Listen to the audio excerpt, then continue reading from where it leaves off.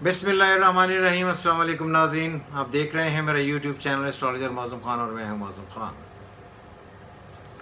ये हमारा सेशन है प्रैक्टिकल एस्ट्रोलॉजी। मैंने आपको पहली दफ़ा भी कहा और हमेशा ये कहता रहता हूँ कि ये चैनल हमेशा से उन लोगों के लिए है जो एस्ट्रोलॉजी सीखना चाहते हैं या ऐसे मामला जो उन्हें एस्ट्रोलॉजी में दिलचस्पी रखते हैं, उनके लिए कोई ना कोई नई इन्फॉर्मेशन लेकर आऊँ। और मैंने सिलसिला शुरू किया है कि प्रैक्टिकल एस्ट्रोलॉजी का, जिसके में अगर आपने पिछला देखा हो तो पिछला सेशन उसमें हमने राजेश खन्ना, इंडियन एक्टर, उनकी कुंडली पढ़ी थी। आज मैं एक ऐसी कुंडली पढ़ने लगा हूँ जो बहुत मिक्स्ड कुंडली है मगर है बहुत क्लास। और कोई भी एक ऐसा स्टूडेंट जो एस्ट्रोलॉजी सीखना चाहता हो वो इस एस्ट्रोलॉजी को लेकर, इस कुंडली को लेकर अगर पढ़ने की कोशिश करे तो बहुत ही कमाल इसमें एस्पेक्ट्स हैं, जिसकी वजह से आप ज़िंदगी में ये देखेंगे कि ज़िंदगी में उतार चढ़ाव किस तरह आता है और ज़िंदगी कैसे आगे बढ़ती है। एक मोहतरमा की कुंडली है ये। उनकी डेट ऑफ बर्थ है 29/10/1993, यानी कि 29 अक्टूबर 1993 लाहौर में पैदा हुई, पाकिस्तान में, 11:45 AM पे। जो इसमें बहुत ही एक्स्ट्रा ऑर्डिनरी प्लैनेट्स बैठे हुए हैं उनको गौर से देखेंगे। सबसे पहले कुंडली का अब नज़ारा करें, कुंडली देखें। Moon in Aries, Saturn in Aquarius, Rahu in Sagittarius, Mars, Sun and Mercury in Scorpio, Venus in Libra own house, Jupiter in Libra और केतु जेमिनी में। क्लियर? इसको आप चाहें तो आप लिख सकते हैं। इसमें जब भी देखें ज़िंदगी में फेजेस देखे जाते हैं तो ज़िंदगी में फेजेस देखने के लिए 3 ही फेज़ होते हैं: जवानी, मिडिल एज एंड बुढ़ापा।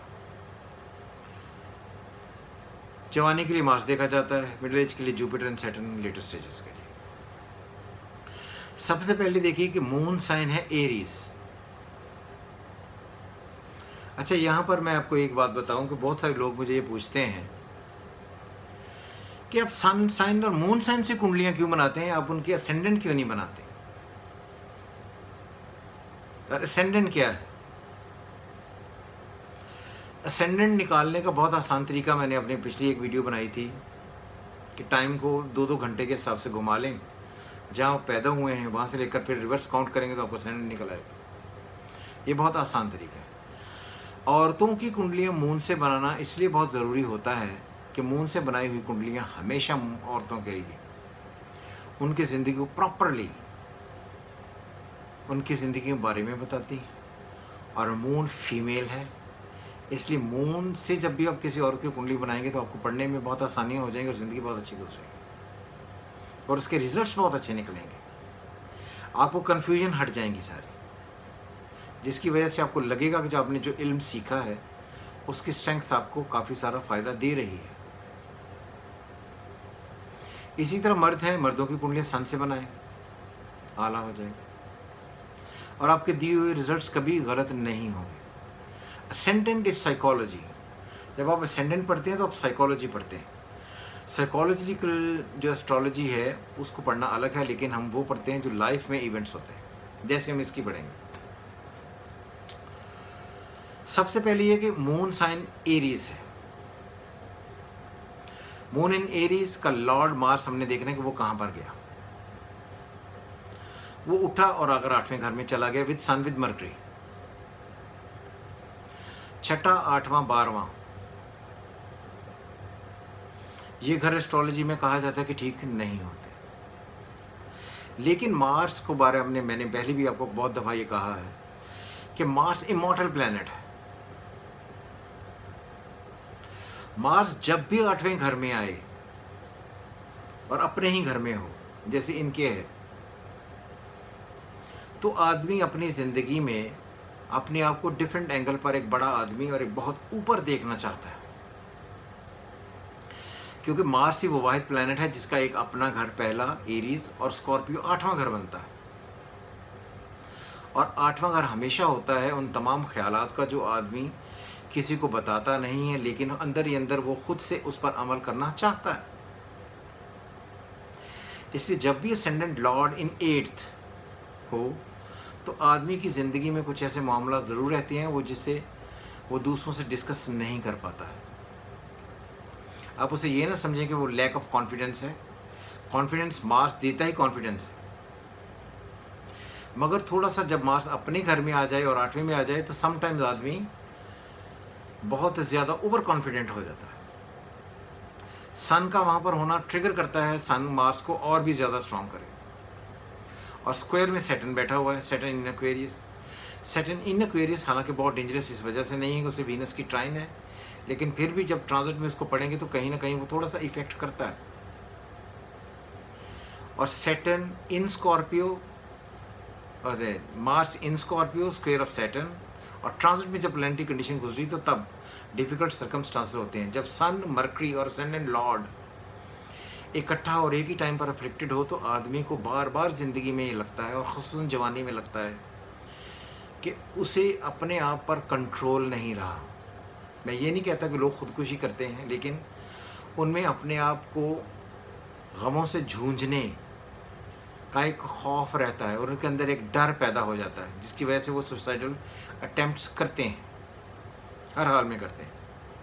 इसने भी, इस औरत ने अपनी ज़िंदगी में, इस लड़की ने इस किस्म की अटेम्प्ट्स की होंगी, लेकिन क्योंकि मार्स बहुत ही स्ट्रॉन्ग बैठा हुआ है, स्कॉर्पियो में बैठा हुआ है और इमॉर्टल है, इसी वजह से ये एक्ट ज़िंदगी में कम से कम 1 से 2 दफ़ा ज़रूर किया होगा, जिसकी वजह से उन्हें तकलीफ़ ज़रूर हुई होगी, लेकिन क्योंकि मार्स बैठा ही इतना स्ट्रॉन्ग है जिसकी वजह से लाइफ थ्रेट नहीं था कोई भी।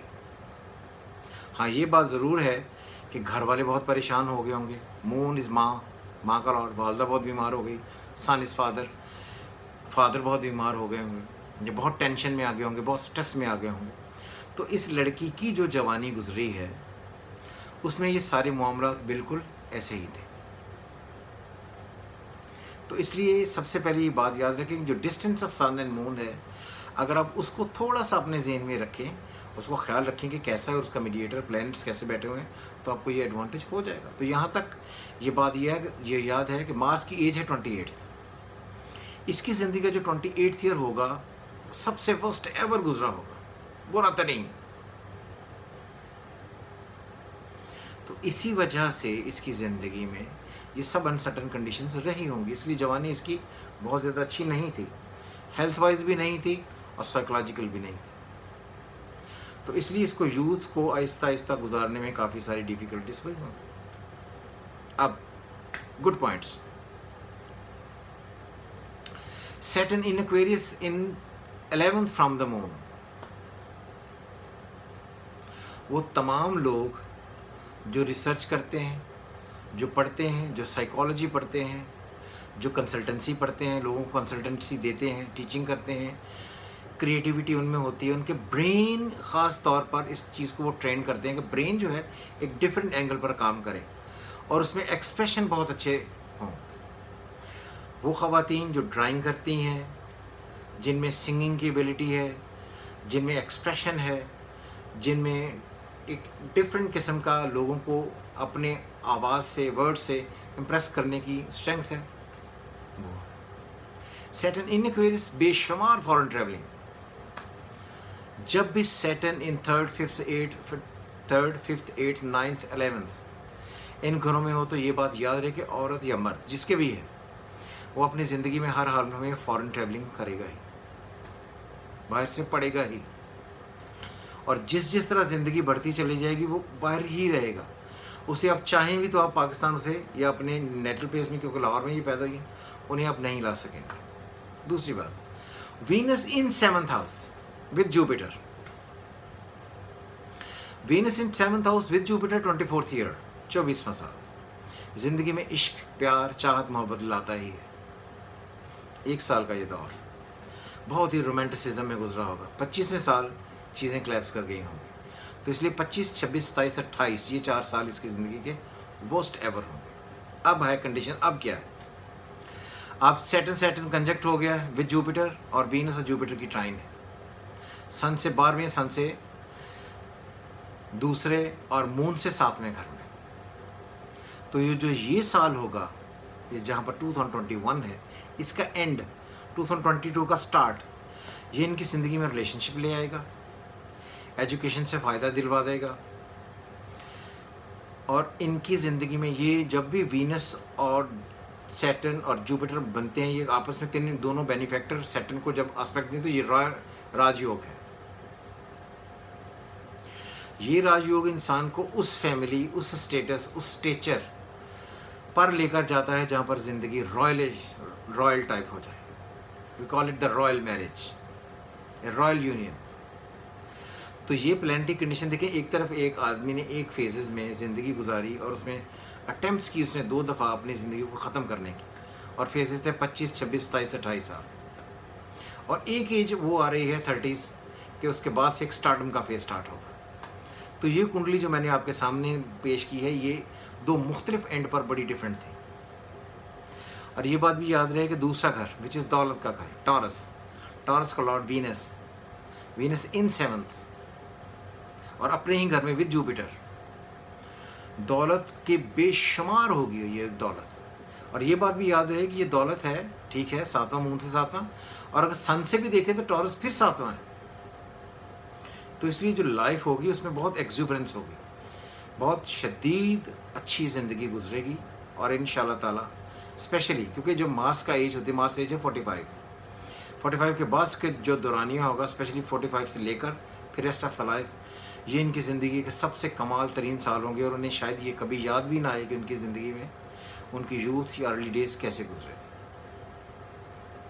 सो इसलिए ये एक बड़ी डिफरेंट किस्म की मिक्स्ड टाइप ऑफ कुंडली थी। और ये बात याद रहे कि जब 7th का लॉर्ड 7th में होता है तो आदमी को ज़िंदगी में बार बार इश्क होता है, लव मैरिज की तरफ उनका ध्यान जाता ही है। तो इसलिए वो मैरिज जहाँ पर हम कहते हैं चॉइस की मैरिज विद चॉइस, ये सबसे ज़्यादा सूटेबल होगी। ट्रैवलिंग बेशुमार होगी, लड़की बाहर रहेगी, बाहर ही पढ़ेगी, और जो सबसे ज़्यादा सिक्योर एरियाज बनते हैं वो इसके लिए बनते हैं England, then Australia and then Canada, USA। ये सारा सेक्टर इसकी ज़िंदगी का बड़ा पड़ा है ट्रैवलिंग से। और 45 के बाद ये ट्रैवलिंग और डिफरेंट एंगल पर होने लगेगी। अगर ये इस वक्त सेटल इंग्लैंड में है तो इनको 45 के बाद इंग्लैंड छोड़कर कहीं और जाना पड़ेगा, और तब इनकी ज़िंदगी में वो स्टार्टिंग वाला फेज़ होगा।